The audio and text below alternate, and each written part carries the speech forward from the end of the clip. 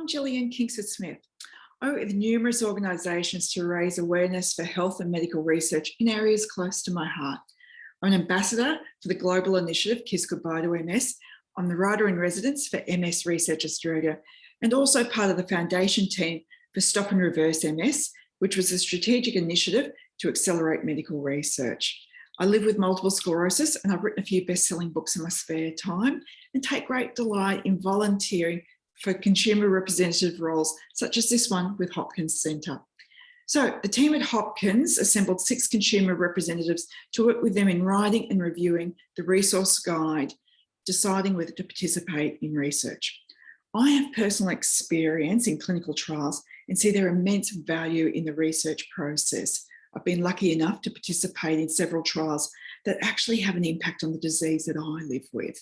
But one of the things that saddened and angered me the most was hearing a story about people living with Parkinson's disease being excluded from trials about Parkinson's disease simply because they actually had Parkinson's disease.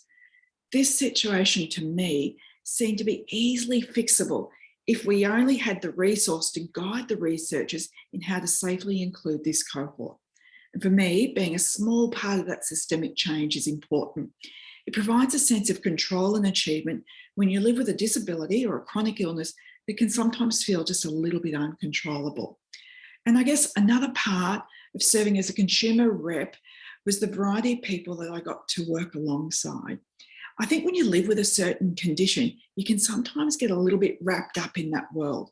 So to hear the stories and experiences of people living with different challenges and traveling different journeys to your own, it was really refreshing. And it's gone on to expand and inform my perspective on a variety of things.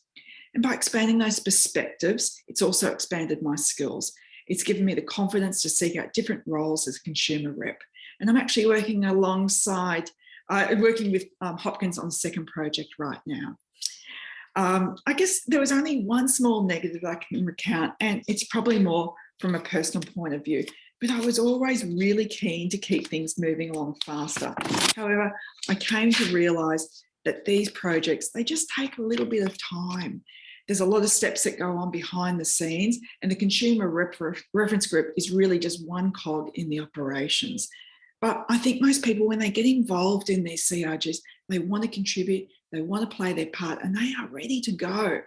So we forget that coordinating these large teams is a lot of work, and some of the seemingly simple tasks, like choosing meeting dates, well, really, they can take on a life of their own. And I guess if that's the one small piece of advice that I can offer in other people wanting to use CRGs.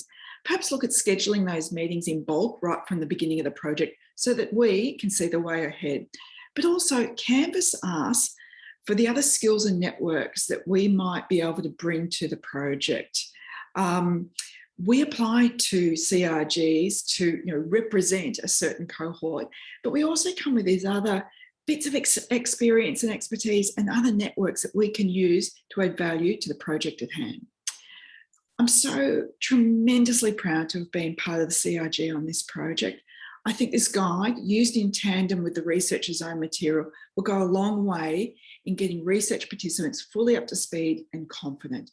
Both the researcher's own material and this guide, they basically reinforce each other, and the guide is ready to go. It can be used right now.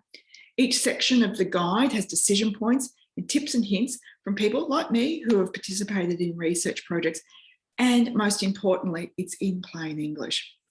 I really believe that this guide will inspire other research participants to seek out research projects. And the feedback that I've had from researchers in the MS community has been really, really positive. One researcher said she's been searching high and low for a long time for a guide exactly like this, and she can't wait to get it out to her patients.